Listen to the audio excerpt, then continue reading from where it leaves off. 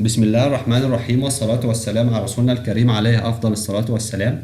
إن شاء الله هنعرف الفرق ما بين الأكشوال أكتيفيتي والريمينينج أكتيفيتي والكريتيكال أكتيفيتي. طيب، سريعا كده هنقول الشرح بطريقة بسيطة. إيه هو الأكشوال أكتيفيتي؟ وليكن مثلا أنا عندي أعمدة بدأت في 1 مايو وانتهت في 10 مايو. أنا كده النشاط ده ابتدى وانتهى النهاردة 16 مايو، يعني التاريخ اللي أنا فيه حاليا 16 مايو. أنا بدأت الأعمدة في 1 مايو وخلصت في 10 مايو. يبقى ده كده نشاط ابتدى وخلصناه، ابتدى وانتهى، تم تنفيذه فعليا، يبقى نشاط تم الانتهاء منه. طيب، الريمينينج اكتيفيتي وليكن اللهم صل على سيدنا محمد، ده بند انا ابتديت فيه ولكن لسه مستمر، يعني لسه شغال فيه. جميل جميل. يبقى الريمينينج هو نشاط انا ابتديت فيه ولسه مستمر فيه، او لسه كمان ما بداتش فيه، يبقى ده الريمينينج. يبقى انا كده لا اما النشاط ده انا بدات فيه ولسه مستمر في العمل فيه، او نشاط لسه هبدا فيه قدام شويه. طيب، ده كريتيكال اكتيفيتي. الكريتيكال اكتيفيتي ده نشاط الحرج، بيبقى موجود في المسار الحرج. المسار الحرج التوتال فلوت بتاعه بصفر. طب تعال نروح على برنامج بريمافيرا، وليكن مثلا اللهم صل على سيدنا محمد عليه افضل الصلاه والسلام. عندي هنا كده ده اسمه كده اللهم صل على سيدنا محمد، ده كده اسمه المسار الحرج. اضاف لي على اي واحد فيهم، تعال على ستيتس وروح على توتال فلوت، هتلاقيه بصفر، توتال فلوت بتاعه بصفر. اي واحد من اللي لونهم احمر، طبعا احنا ممكن نغير الالوان دي، واخد بالك، بصفر. طيب، لو انا جيت هنا كده على اللي لونه اخضر، ده اللي هو الريمينينج. جميل جميل. هتلاقي التوتال فلوت بتاعه مش بصفر، في رقم، في رقم. طيب، صلى على النبي عليه افضل الصلاه والسلام. يعني ده نشاط انا لسه هبدا فيه، لسه ما بداتش فيه، لسه هبدا فيه. طيب جميل. او نشاط لسه انا بدات فيه بس لسه ما انتهاش، يعني بدات فيه فعليا بس لسه مستمر، لسه مستمر فيه، ده الريمينينج. طيب، ايه هو الاكشوال؟ صلى على النبي عليه افضل الصلاه والسلام. وليكن بند زي اعمال الخزانات، وليكن مثلا هنا على ستارتد، هعلم على ستارتد، واخد بالك، وهاجي هنا وليكن مثلا البند ده انا بدات فيه في 6 مايو، سيلكت، جميل، ورحت عامل فينش، وجيت هنا قلت لك لا، ده البند ده خلاص انتهى 14 مايو، يعني ده بند بدات فيه ونهيته، يبقى ده كده اكشوال. النهارده عندي 16 مايو، يعني انا اليوم اللي انا فيه النهارده 16 مايو. طيب جميل. البند ده بدأ في 6 مايو وانتهى في 14 مايو، ده الاكشوال. بند ابتدى وخلص، تم تنفيذه فعليا.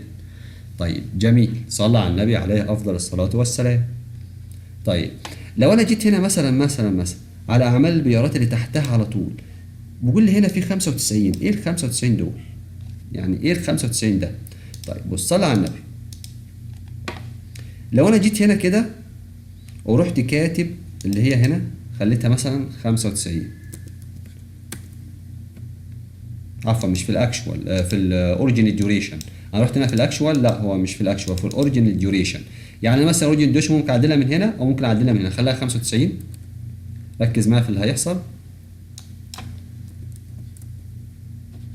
طيب، بقول لك لسه معاك 5، خليهم 100، انتر. خدت بالك التوتال بتاعه بصفر. يعني انت قصدك يا ابو حميد، تعالى نرجعها تاني، 5 ايام.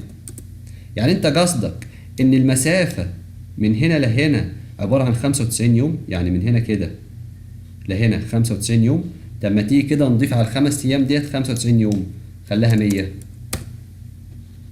خدت بالك كده؟ ده بقى مسار حرج، يعني ده كده بقى مسار حرج معايا. جميل.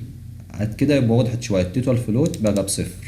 رجعها تاني 5 ايام، رجعت تاني هنا 95. طيب ماشي. اللهم صل على سيدنا محمد عليه افضل الصلاه والسلام. يبقى احنا كده خدنا الاكشوال والكريتيكال، واللهم صل على سيدنا محمد الريمين. طيب، وليكن مثلا انا لو انا عاوز اغير التاريخ ده، طبعا ممكن اغير التاريخ، لا اما اغيره من هنا،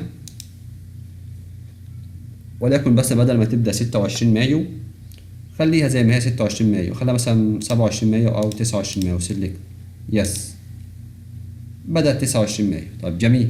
وليكن مثلا ممكن اخليها تنتهي في 29، ولا اقول لك 30، وهكذا. طبعا ممكن اجي هنا واروح شادد دي كده جميل. طيب او ممكن برضك اغير من هنا، ممكن وليكن مثلا اعمل البلوك للسور الخارجي، وليكن مثلا ممكن طبعا ممكن اغير الاوريجين ديوريشن عادي، وليكن مثلا اخليه مثلا 12 انتر. وطبعا ممكن برضك اغير من هنا مثلا اوريجين ديوريشن من هنا 12 اخليه مثلا 23 وهكذا. ممكن برضك تاريخ النهاية اغيره من هنا اخليه مثلا 31 وهكذا. الموضوع سهل وبسيط. طيب اللهم صل على سيدنا محمد. طبعا ممكن برضك الاسم من هنا اعمال البلوك ممكن تغيرها، ممكن مثلا لو جيت هنا حفر الموقع ممكن اروح معلم عليها ومغيرها حفر الموقع العام. جميل. يبقى انا هنا اللهم صل على سيدنا محمد عندي 3 انواع من الاكتيفيتي موجودين معايا. عندي اللي هو الكريتيكال اللي هو موجود في المسار الحرج، اي تاخير فيه بيأخر في البنود اللي بعده. طيب وعندي الريمينينج ان هو نشاط، وليكن مثلا انا بدأت فيه بس لسه مستمر فيه او لسه هبدأ فيه قدام شويه. طيب جميل. بند اللي هو الاكشوال ده بند انا بديته وانتهيت منه خلاص، هو بند خلص خلاص.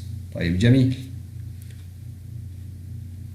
وان شاء الله هسيب لك شرح جميل برضه في وصف الفيديو موجود هنا اهوت، مشتاق لك هسيبه لك في وصف الفيديو ان شاء الله. وبكده اكون خلصت، والسلام عليكم ورحمة الله وبركاته وشكرا.